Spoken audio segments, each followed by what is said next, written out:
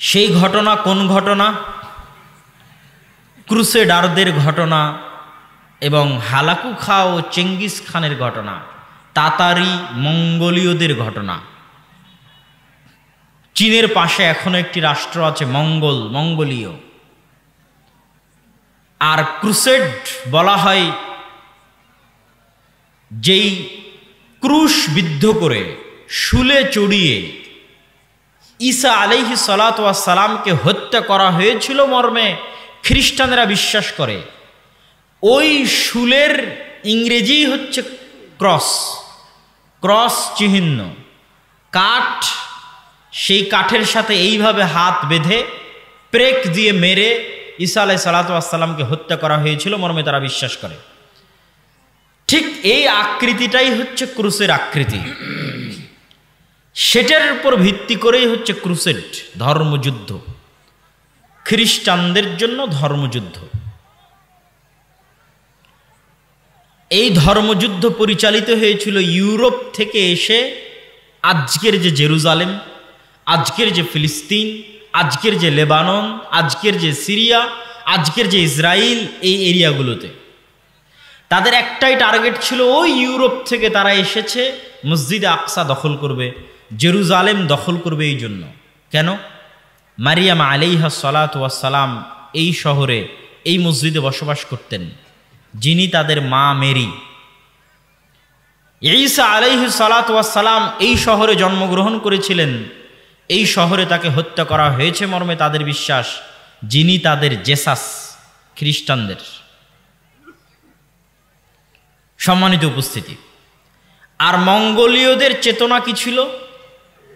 মঙ্গোলীয়রা ছিল পৃথিবীর সবচেয়ে অসভ্য, অশিক্ষিত, বর্বর জাতি, যাদের কাছে না শিক্ষা ছিল না নিয়ম কানুন ছিল। তারা শুধু বুঝত মানুষের রক্ত পান করতে হবে, মানুষকে নৃশংস পশুর মতো হত্যা করতে হবে। এই জন্য ওই যুগের আলেম ওলামারা মনে করেছিল এরাই ইয়াজুজ এবং মাজুজ। মঙ্গোলীয়রা যখন মঙ্গল থেকে বের হলো, তাতারেরা, চেঙ্গিস খা, হালাকু খারা, তখন এই গোটা মুসলিম বিশ্বের বড় বড় আলেম ওলামারা ফতোয়া দিয়েছিলেন এরাই ইয়াজুজ মাজুজ বের হচ্ছে। সবচেয়ে মজার বিষয় হচ্ছে, বা সবচেয়ে ইন্টারেস্টিং বা শিক্ষণীয় হচ্ছে, ক্রুসেডার এবং মঙ্গোলীয় এই দুই বড় বড় বিপদ একই সাথে মুসলমানদের উপর আপতিত হয়েছিল 50 থেকে 100 বছরের ব্যবধানে। এই জন্য আমি বলেছি ওই যুগটা আজকের যুগের চাইতে বেশি ভয়াবহ ছিল, বেশি ভয়ঙ্কর ছিল, বেশি ভয়ানক ছিল। আজকে গত 10-15 দিনে মাত্র 8-10 হাজার মুসলমানকে হত্যা করেছে। আর হালাকু খা, চেঙ্গিস খা যেদিন বাগদাদে প্রবেশ করে, ওই দিন 6 দিন ব্যাপী, প্রায় 1 সপ্তাহ ব্যাপী লক্ষ লক্ষ মুসলমানকে জবাই করা হয়েছে। লক্ষ লক্ষ হাত দিয়ে ধরেছে এবং জবাই করেছে বাগদাদে। তাহলে একদিকে ইউরোপ থেকে এসেছে ক্রুসেডাররা, আর একদিকে মঙ্গল থেকে এসেছে হালাকু খা এবং চেঙ্গিস খানেরা। এইরকম একটা ভয়াবহ, ভয়ঙ্কর, ভয়ানক পরিস্থিতি থেকে আল্লাহ সুবহানাহু ওয়া তাআলা মুসলমানদের উদ্ধার করেছেন। শুধু উদ্ধার করেছেন তা নয়, যুগ যুগ যাবৎ মুসলমানেরা যেই দেশ বিজয় করতে পারেনি, আল্লাহ এই ক্রুসেডারদের পরাজিত করার পরে, এই মঙ্গোলীয় তাতারদের পরাজিত করার পরে মুসলমানদেরকে সেই দেশ বিজয় করার সুযোগ করে দিয়েছিলেন। যুগ যুগ, সাহাবীদের যুগ থেকে মুসলমানেরা ওখানে গিয়ে মরত ওই দেশ বিজয় করার জন্য, পারেনি। সেটাই হচ্ছে আজকের তুরস্ক, সেটাই হচ্ছে আজকের ইস্তাম্বুল, সেটাই হচ্ছে আজকের কুস্তন্তনিয়া। আরবিতে বলে কুস্তন্তনিয়া, ইংরেজিতে বলে কনস্টান্টিনোপল। রোমান খ্রিস্টানদের সবচেয়ে বড় হেডকোয়ার্টার ছিল। পুরো ক্রুসেডের যুদ্ধের সময়ে জেরুজালেমের বিরুদ্ধে যে যুদ্ধ পরিচালিত হতো, এই যুদ্ধের হেডকোয়ার্টার ছিল তুরস্ক। এটা মুসলিম বিশ্বের সীমানা ছিল রাবাত। হাজার হাজার মুসলমানেরা এই রাবাত, এই সীমানায় গিয়ে মারা গেছে যে কবে আমরা ইস্তাম্বুল বিজয় করতে পারবো, কুস্তন্তনিয়া বিজয় করতে পারবো। তাহলে দেখেন, মাত্র 200 বছরের মধ্যে ক্রুসেডাররা জেরুজালেম দখল করে নিল। মঙ্গোলীয়রা বাগদাদে লক্ষ লক্ষ মুসলমানকে জবাই করল। একসাথে এই দুটো ঘটনা ঘটে যাওয়ার পরে এই দুটো ঘটনা থেকে আল্লাহ তো মুসলমানদের উত্তরণ দিলেনই। ক্রুসেডারদেরকে পরাজিত করে আরব বিশ্ব থেকে বিতাড়িত করা হলো, মঙ্গোলীয়দেরকে বিতাড়িত করা হলো। শুধু এখানেই নয়, আল্লাহ সুবহানাহু ওয়া তাআলা মুসলমানদের ক্রুসেডারদের যে হেডকোয়ার্টার ছিল তুরস্ক, ইস্তাম্বুল, কনস্টান্টিনোপল, সেটাও বিজয় করার তৌফিক দিলেন এবং সেখানেই প্রতিষ্ঠিত হলো মুসলমানদের শেষ খেলাফা উসমানীয় খেলাফত। এগুলো সবগুলো ঘটল 200 থেকে 300 বছরের মধ্যে। তাহলে যেই মুহূর্তে ক্রুসেডারেরা এবং মঙ্গোলীয়রা বাগদাদ এবং জেরুজালেমে আক্রমণ করেছিল, ওই অবস্থা থেকে আল্লাহ উত্তরণ দিয়ে যদি কনস্টান্টিনোপল বিজয় করাতে পারেন, আজকে মুসলমানেরা যে ভয়াবহ ভয়ানক পরিস্থিতির মধ্যে আছে, এখান থেকে আল্লাহ সুবহানাহু ওয়া তাআলা উত্তরণের ব্যবস্থা করে দিবেন। কিন্তু আপনাকে জানতে হবে তারা উত্তরণ পেয়েছিল কিভাবে। দুইজনের নাম বলে, তাদের সংক্ষিপ্ত ইতিহাস বলে আমরা আমাদের এই পর্ব শেষ করব। একজন হচ্ছেন সালাহুদ্দিন আল আইয়ুবী রাহিমাহুল্লাহ রাহমাতান ওয়াসিআ, আরেকজন হচ্ছে সাইফুদ্দিন কুতজ জাহিরুদ্দিন বেরবাস রাহিমাহুমুল্লাহ রাহমাতান ওয়াসিআ।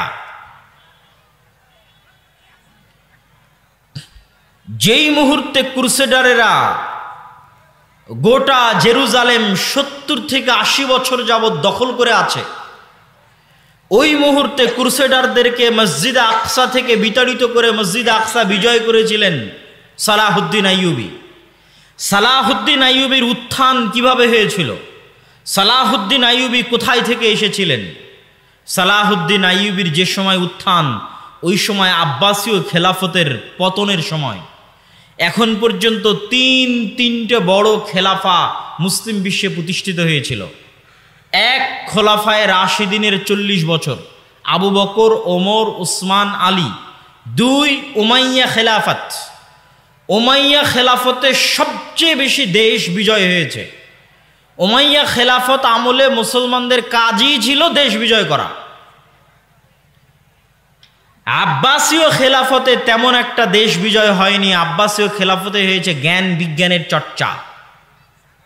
মুসলমানেরা জ্ঞান বিজ্ঞানে বিশ্বের সবচেয়ে বড় বড় বিশ্ববিদ্যালয় বাগদাদ এবং কর্ডোভায় তৈরি করে ফেলেছিল। যদিও কর্ডোভা ছিল আব্বাসীয়দের বাইরে উমাইয়া খেলাফতের অধীনে, আর আব্বাসীয়দের শেষ আমল ছিল সেলজুক, মামলুক, এইরকম খণ্ড খণ্ড সালতানাতের অধীনে। তারপরে নতুন খেলাফত আসলো উসমানীয় খেলাফত। তাহলে যখন সালাহুদ্দিন আইয়ুবীর উত্থান হচ্ছে, তখন মুসলমানদের শক্তিশালী কেন্দ্রীয় কোনো শাসন ব্যবস্থা নাই। নওগাঁর একজন আমির, রাজশাহীর আর একজন আমির, ঢাকার একজন আমির, দিনাজপুরের একজন আমির, এরকম মুসলিম দেশগুলো খণ্ড বিখণ্ড আকারে আমির ছিল। কেউ সিরিয়ার হালবের আমির, কেউ সিরিয়ার হেমসের আমির, কেউ মিশরের আমির, এইভাবে ছিল। ওই সময় সেলজুকদের হাতে জামেআতুল আজহার, আজহার বিশ্ববিদ্যালয়ের আলোকে বাগদাদে একটি মাদ্রাসা তৈরি হয়েছিল, তার নাম মাদ্রাসা নিজামিয়া। আপনারা এখনো শুনবেন যে দারসে নিজামি এখনো বলা হয়। এই যে পাতাড়ি মাদ্রাসা যখন কওমি মাদ্রাসা ছিল, তখন দেখবেন এখানে লেখা হতো যে দারসে নিজামিতে পরিচালিত হয়। এই দারসে নিজামিটা এসেছে ওই নিজামিয়া মাদ্রাসা। যিনি শিক্ষামন্ত্রী ছিলেন নিজামুল মুলক তার নাম, তিনি মাদ্রাসাটা তৈরি করেছিলেন। তার নামে মাদ্রাসার নাম মাদ্রাসা নিজামিয়া। ওই মাদ্রাসা নিজামিয়া থেকে বড় বড় ছাত্র তৈরি হয়েছে। ইবনে আসাকির তৈরি হয়েছে, তারিখে দেমাশকের লেখক ইবনুল আসির তৈরি হয়েছে, আরো বড় বড় আলেম ওই মাদ্রাসা নিজামিয়া থেকে এসেছে। এই মাদ্রাসা নিজামিয়ার ছাত্ররাই পরবর্তীতে ক্রুসেডারদের কাছ থেকে এবং মঙ্গোলীয়দের কাছ থেকে মুসলমানদের আজাদ করার জন্য জিহাদের নেতৃত্ব দিয়েছিলেন। এখান থেকেই উত্থান ঘটে সালাহুদ্দিন আইয়ুবী রাহিমাহুল্লাহ। সালাহুদ্দিন আইয়ুবী রাহিমাহুল্লাহ তার চাচা আসাদুদ্দিন শেরকোহের সাথে মিশরে একটি অভিযান পরিচালনা করতে এসে তিনি মিশরের দায়িত্বপ্রাপ্ত হন। আস্তে আস্তে তিনি মিশর এবং সিরিয়া দুই দেশেরই দায়িত্বপ্রাপ্ত হন। এই দুই দেশের দায়িত্বপ্রাপ্ত হওয়ার পরে জেরুজালেম বিজয়ের আগ পর্যন্ত অসংখ্য মুনাফিকের তাকে মোকাবেলা করতে হয়েছে। শুধু মুনাফিকে ভরা। ক্রুসেডাররা নারী দিয়ে আর টাকা দিয়ে মুসলমান আমির ওমারাদের কিনে নিত। কেউ ইসলামের কারণে জিহাদ করতে ইচ্ছুক ছিল না। সবার মাথায় আছে জাতীয়তাবাদের কারণে জাতিভিত্তিক জিহাদ হতে পারে। যেমন ইসরায়েলের বিরুদ্ধে আরব বিশ্ব তিনটে যুদ্ধ করেছে জাতীয়তাবাদের উপর ভিত্তি করে, একটা যুদ্ধ জিততে পারেনি, কেননা যুদ্ধটা ছিল জাতীয়তাবাদের কারণে। তো জেরুজালেম যখন ক্রুসেডাররা দখল করে নিয়েছিল তখনও যুদ্ধ হয়েছিল জাতীয়তাবাদের কারণে, জিততে পারেনি। সালাহুদ্দিন আইয়ুবী এই সমস্ত মুনাফিকদেরকে হত্যা করতে করতে, এই সমস্ত মুনাফিকদেরকে ষড়যন্ত্র থেকে মুসলিম উম্মাকে মুক্ত করে তারপরে তিনি মনোযোগ দিলেন জেরুজালেম বিজয়ের জন্য। জেরুজালেম বিজয়ের আগেই,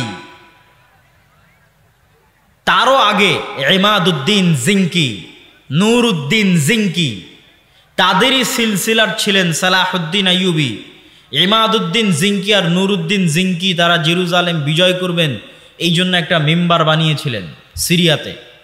যেই দিন জেরুজালেমের মসজিদ আকসা বিজয় হবে সেই দিন এই মেম্বার মসজিদ আকসায় স্থাপন করা হবে। ওই মেম্বার এখনো মসজিদ আকসায় আছে। সালাহুদ্দিন আইয়ুবীরও স্বপ্ন ছিল এই যে মেম্বার তৈরি করা হয়েছে, এই মেম্বার আমাকে জেরুজালেমে স্থাপন করতে হবে, মসজিদ আকসায় স্থাপন করতে হবে। এই স্বপ্নে তিনি হজও করেননি, ওমরাও করেননি। পৃথিবীতে আল্লাহর তিনটা ঘর আছে, কাবা, মসজিদে নববী আর মসজিদে আকসা। এই তিনটা ঘরের একটা ঘর, তিনটা ঘরই তো আল্লাহর ঘর। মসজিদ আকসার ফজিলত সম্পর্কে আমি আলোচনা করব, এখানে একটু আপনাদেরকে হিন্টস দিয়ে তারপরে যাব ইনশাল্লাহ মসজিদ আকসার ফজিলতে। আল্লাহ সুবহানাহু তাআলার এই তিনটা ঘরের একটা ঘরকে অন্যের দখলে রেখে কেমন করে আমি আল্লাহর আর একটা ঘর জিয়ারতে যেতে পারি, আল্লাহর আর একটা ঘরে হজে যেতে পারি, আল্লাহর আর একটা ঘরে ওমরায় যেতে পারি, অথচ ওই মুহূর্তে আল্লাহর আর একটা ঘর বন্দী অবস্থায় আছে। এই ব্যথা, এই কষ্ট সালাহুদ্দিন আইয়ুবীর অন্তরে ছিল, সালাহুদ্দিন আইয়ুবীর হৃদয়ে ছিল। এই জন্য তিনি হজও করেননি, ওমরাও করেননি। আগে মসজিদ আকসা বিজয় করবেন, আল্লাহর আর একটা ঘর আগে মুক্ত করবেন বন্দী দশা থেকে, আল্লাহর আর একটা ঘর আগে মুসলমানদের জন্য উন্মুক্ত করে দিবেন, তারপরে তিনি আল্লাহর অন্য ঘর সেটা জিয়ারতের জন্য যাবেন, হজ এবং ওমরা আদায় করার জন্য যাবেন। আজকে 70-80 বছর থেকে মুসলমানেরা মসজিদ আকসা দেখতে যেতে পারে না। আপনারা কতজন হাজি আছেন আজকে এখানে বসে আছেন, মসজিদে নববী দেখেছেন, মক্কার মসজিদ দেখেছেন, মসজিদ আকসা দেখতে যেতে পারেননি। এ আফসোস থাকা উচিত অন্তরে। এটাও ওই তিনটা মসজিদের একটা মসজিদ যেখানে দেখতে যাওয়া উচিত, ওই তিনটা মসজিদের একটা মসজিদ যেখানে গেলে অতিরিক্ত নেকি আছে সালাতের জন্য। এটা মুসলমানদের প্রথম কিবলা, কিন্তু আমরা 70-80 বছর থেকে যেতে পারি না। পৃথিবীর 100 থেকে 150 কোটি মুসলমান তাদের তৃতীয় পবিত্রতম স্থান দেখতে যেতে পারে না। এই কষ্ট মুসলমানদের অন্তরে থাকতে হবে, আপনার সন্তানের অন্তরে এই কষ্ট দিতে হবে। এই কষ্ট সালাহুদ্দিন আইয়ুবীর অন্তরে ছিল দেখেই সালাহুদ্দিন আইয়ুবী মসজিদ আকসা বিজয় করতে পেরেছে। আপনার অন্তরে এই কষ্ট প্রবেশ করাতে হবে, আপনার সন্তান সন্ততি বংশধরের অন্তরে এই কষ্ট দিতে হবে যে মসজিদ আকসা আমাদের মসজিদ, মসজিদ আকসায় আমরা সালাত আদায় করতে চাই। আল আরজুল মুকাদ্দাসা আমাদের, আমরা যেমন মক্কা দেখতে যেতে চাই, মদিনা দেখতে যেতে চাই, একই সফরে জেরুজালেমে বিমান ল্যান্ড করে মসজিদে আকসায় সালাত আদায় করতে চাই।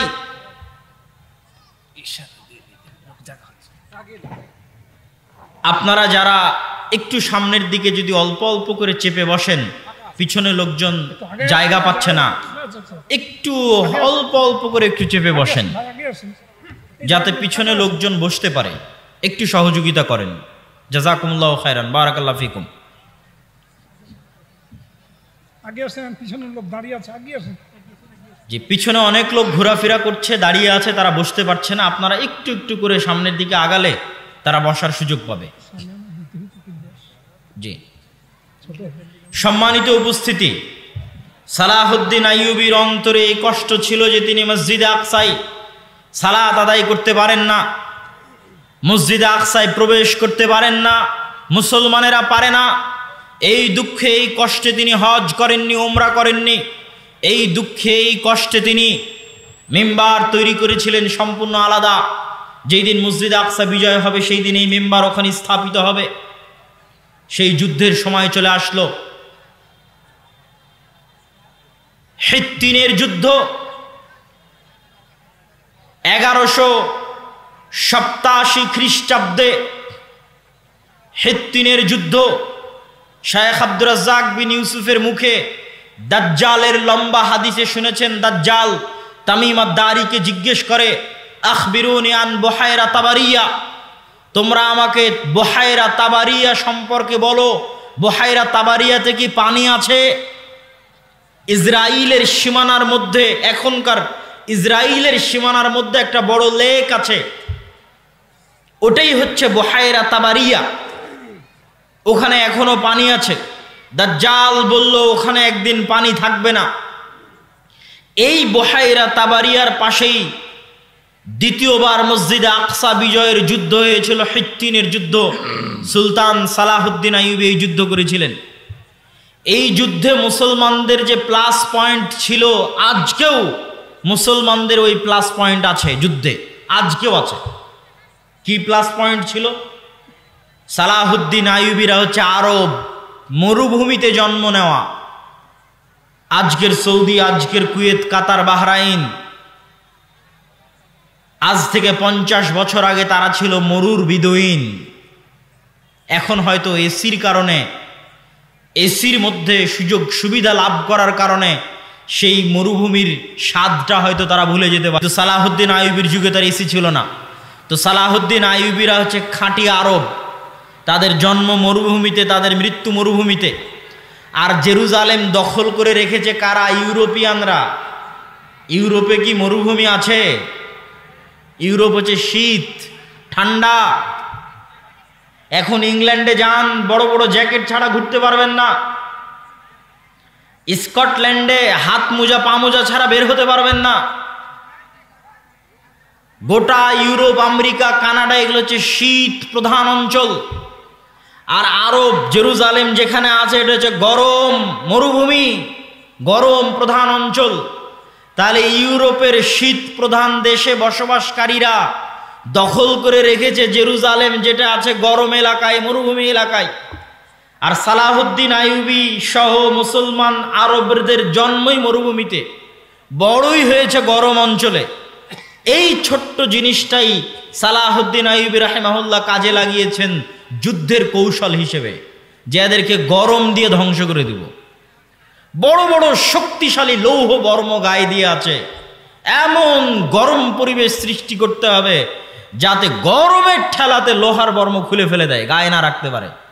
আসছে তো ইউরোপ থেকে। ইউরোপিয়ানরা যারা সাদা চামড়া, শীত অঞ্চল, তারা গরম সহ্য করতে পারে না, তাদের চামড়ায় ফুসকুড়ি পড়ে যায়। অল্প মাত্রার গরম হলেই চামড়ায় ফুসকুড়ি পড়ে যায়। আজকেও যারা ওখানে আসছে তারা শীত প্রধান অঞ্চল থেকে আসছে। এখানে একটা মজার জিনিস বলে রাখি, মুসলমানেরা ওই অঞ্চলগুলোই বিজয় করতে পেরেছে যেগুলো গরম, আর ওই অঞ্চলগুলো বিজয় করতে পারেনি যেগুলো শীত। তুরস্ক এতদিন বিজয় হতো না এই জন্য যে তুরস্ক শীত। আপনি বলবেন স্পেন তো ইউরোপ বিজয় হয়েছে। স্পেনের যে অঞ্চলগুলো মুসলমানেরা বিজয় হয়েছে এগুলো সবই গরম অঞ্চল। আমি নিজে যেহেতু গেছি, কর্ডোভা, গ্রানাডা, আলহামরা সব ঘুরে এসেছি, এগুলো গরম অঞ্চল, একদম অ্যারাবিয়ান স্টাইলের গরম অঞ্চল। যেখানে থেকে শীত শুরু, ওখান থেকে আর মুসলমানেরা বিজয় করতে পারেনি। স্পেনের সীমানার সাথে লাগানো ফ্রান্স, স্পেনের সীমানার সাথে লাগানো ইতালি, ফ্রান্স, ইতালি, জার্মান, এগুলো স্পেনের একদম আমাদের সাথে যেমন ইন্ডিয়া লেগে আছে সেভাবে লেগে আছে। তো মুসলমানেরা স্পেন বিজয় করে আর ফ্রান্সে ঢুকতে পারেনি, স্পেন বিজয় করে আর ইতালিতে ঢুকতে পারেনি। তার সবচেয়ে বড় কারণ ছিল শীত। মুসলমানেরা অভ্যস্ত ছিল গরমে, তারা শীতে যুদ্ধ করতে পারতো না। তাহলে জেরুজালেম যারা দখল করে রেখেছে আর আসছে শীত এলাকা থেকে। সালাহুদ্দিন আইয়ুবী যুদ্ধের ট্রিক্সে খাটালেন যে আমি তাদেরকে পানির যে সরবরাহগুলো আছে এগুলো থেকে একদম আশেপাশের 15-20 কিলোমিটার খালি মরুভূমি থাকবে এরকম মরুভূমিতে নিয়ে যাব। তো যুদ্ধ শুরু করলেন স্বাভাবিক শহর এলাকাতেই, একটু করে আগান একটু করে পিছান, একটু করে আগান একটু করে পিছান, পিছাতে পিছাতে পিছাতে পিছাতে তাদেরকে বুঝাচ্ছেন যে আমরা পরাজিত হচ্ছি, কিন্তু আসলে তিনি তাদেরকে টেনে টেনে মরুভূমির মধ্যে নিয়ে যাচ্ছেন, পানির সকল সরবরাহ থেকে বিচ্ছিন্ন করে দিচ্ছেন, কিন্তু তারা মনে করছে আমরা মুসলমানদের পরাজিত করছি।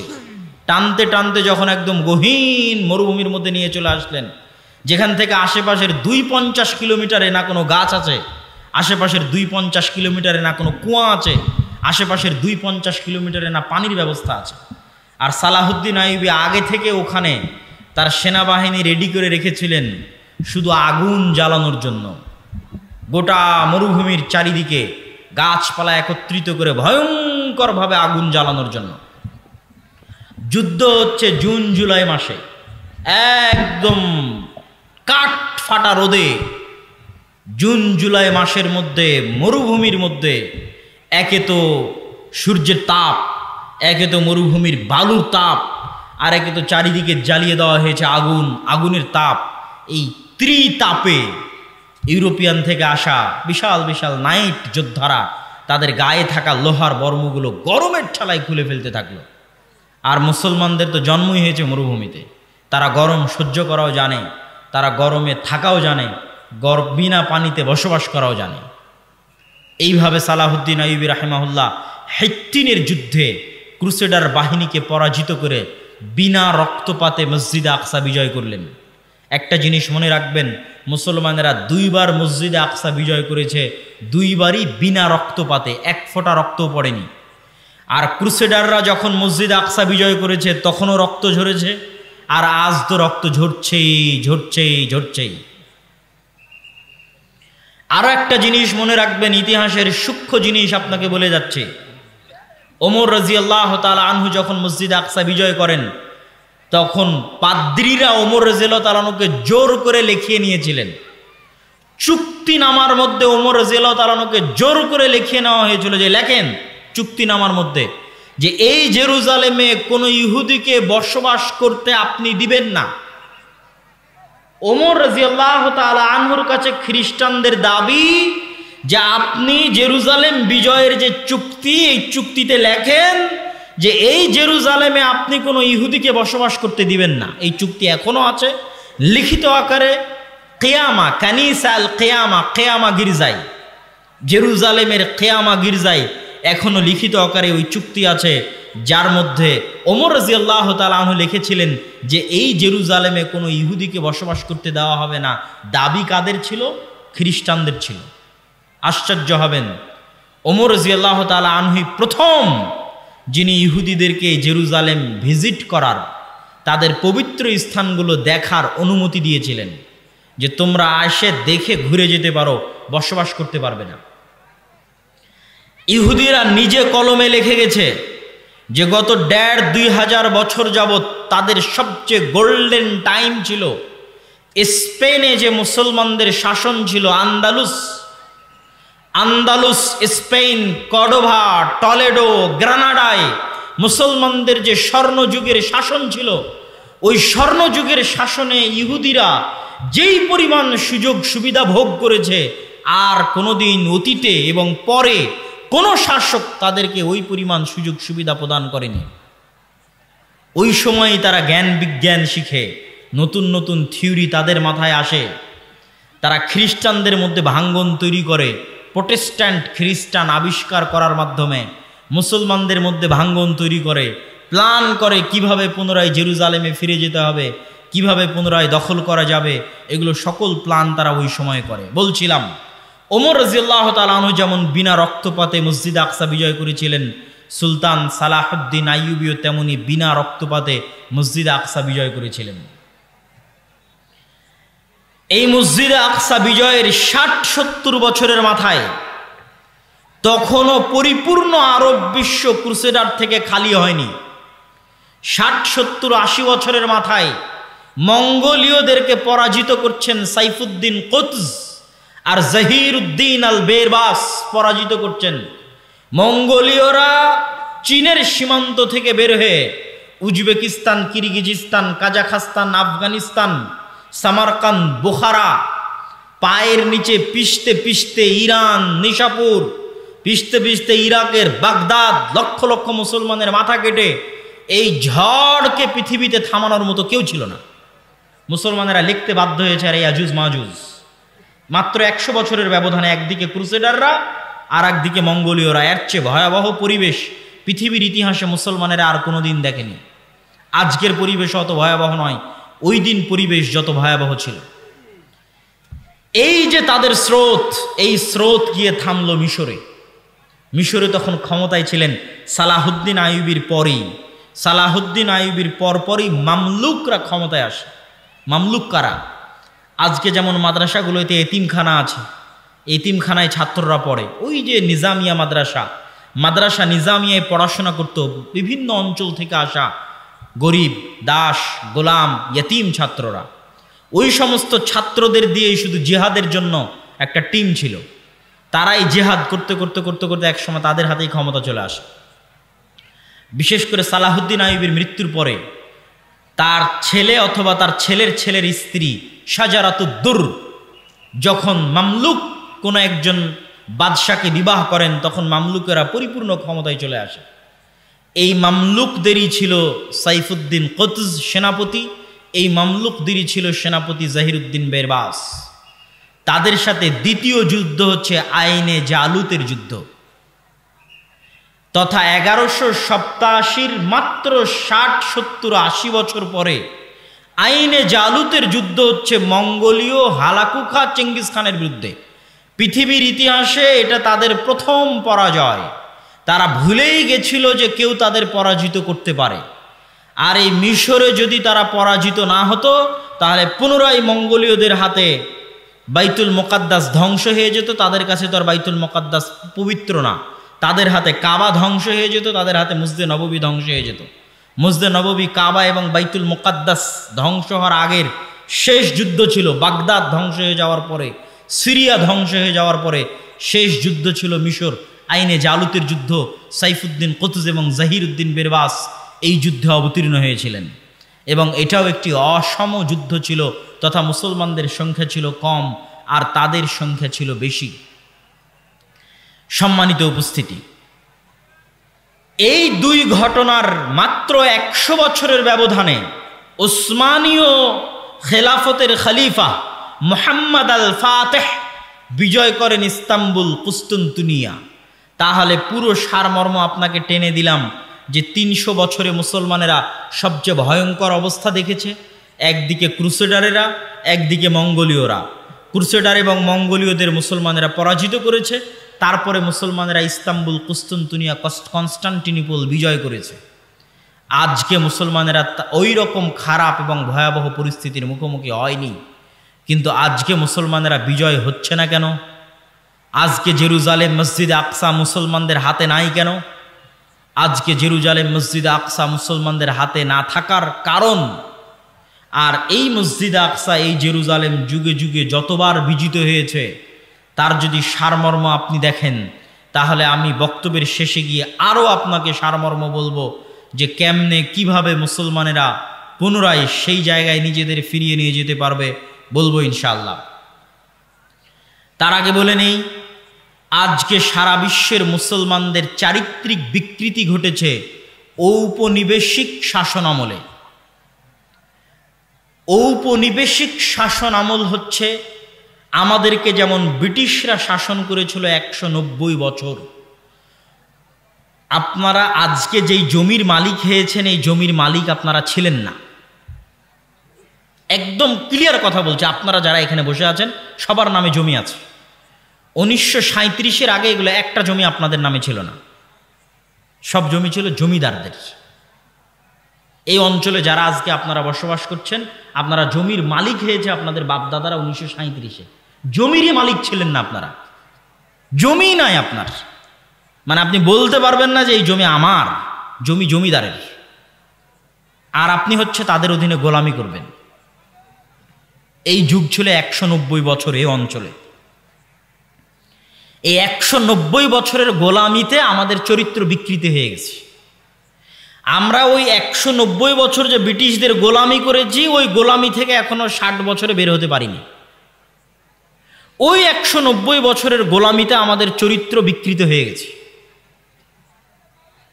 তো এইভাবে যুগে যুগে যখনই কোনো জাতির চরিত্র বিকৃতি হয়ে যায়, স্বাধীনভাবে আর চিন্তা ভাবনা থাকে না, তখন তারা আর স্বাধীন ভাবতেও পারে না, আর উঁচু হিম্মতও কাজ করে না। তো আজকে আপনারা যেমন ব্রিটিশদের গোলাম ছিলেন 190 বছর, এই গোটা মুসলিম বিশ্বের কোনো না কোনো দেশ, কোনো না কোনো ইউরোপিয়ান কান্ট্রির উপনিবেশ কলোনি ছিল, গোলাম ছিল। আফ্রিকার সবগুলো দেশ ফ্রান্স, ইতালি আর স্পেনের কলোনি, ফ্রান্স, ইতালি আর স্পেনের উপনিবেশ। এই জন্য আফ্রিকান যে মুসলিম দেশগুলো আছে, ওরা স্প্যানিশ ভাষায় কথা বলে, ফরাসি ভাষায় কথা বলে। আমাদের ভারত, পাকিস্তান, বাংলাদেশের মানুষ যেমন সবচেয়ে বেশি যায় ইংল্যান্ডে, ঠিক আফ্রিকার মানুষজন সবচেয়ে বেশি যায় ফ্রান্সে, আফ্রিকার মুসলমানেরা সবচেয়ে বেশি যায়, মরক্কোর মুসলমানেরা সবচেয়ে বেশি যায় স্পেনে। ইংল্যান্ডের যা আইন, ভারত, পাকিস্তান, বাংলাদেশের তাই আইন। ইংল্যান্ডের রাস্তায় গাড়ি যেই দিক দিয়ে যায়, বাংলাদেশ, ভারত, পাকিস্তানের রাস্তায় গাড়ি ওই দিক দিয়ে যায়। ইংল্যান্ডের গাড়ির যেই সাইডে সিটিং হুইল ধরার জায়গা আছে, বাংলাদেশ, ভারত, পাকিস্তানের গাড়ির ওই সাইডেই জায়গা আছে। ইংল্যান্ডের ভাষা ইংরেজি, ভারত, পাকিস্তান, বাংলাদেশের সেকেন্ড ল্যাঙ্গুয়েজ ইংরেজি। আবার ফ্রান্স, জার্মানি, ইতালি, স্পেন, এরা যে দেশগুলো শাসন করেছে, এদের দেশের রাস্তা যেই সাইড দিয়ে গাড়ি যাবে, ফ্রান্সের ওই কলোনিতে যায় দেখবেন ওই সাইড দিয়ে গাড়ি যায়। এদের দেশের গাড়ির যেই সাইডে সিট আছে বসার, ওদের দেশে যায় দেখবেন ওই সাইডে বসার সিট আছে। এদের দেশে যেটা ভাষা, ওরা যে দেশ শাসন করতো ওই দেশে যায় দেখবেন ওইটাই সেকেন্ড ল্যাঙ্গুয়েজ। এইভাবে 190 বছরের গোলামিতে, এটা এমনি বাহ্যিক উদাহরণ দেখালাম, আমি তো আর বাস্তব ভিতরের উদাহরণ আপনাকে দিতে পারছি না। মনস্তাত্ত্বিক গোলামির উদাহরণ আপনাকে কেমনে দিব? আপনাকে কেমনে আমি ব্রিটিশদের গোলামির আগের যে মুসলমানেরা ছিল তাদেরকে জীবিত করে কেমনে দেখাবো যে এই দেখো বাংলাদেশের মুসলমানেরা এরকম ছিল, আজ তোমরা এরকম। তথা ব্রিটিশদের 190 বছর গোলামির আগে এখানে এই পাতাড়িতে যে মুসলমানেরা থাকতো, তাদের মন মানসিকতা, মাইন্ড আর আজকে যারা আছে পার্থক্য আছে। ওই ব্রিটিশদের গোলামির আগে যারা ছিল তারা ছিল স্বাধীন চেতা, উঁচু হিম্মা আলিয়া, আর আমরা হচ্ছে গোলাম। কেন 190 বছর আমরা গোলামি করেছি, রক্তের মধ্যে গোলামি মিশে গেছে। এরকম সারা পৃথিবীর মুসলমানদের রক্তের মধ্যে গোলামি মিশে গেছে।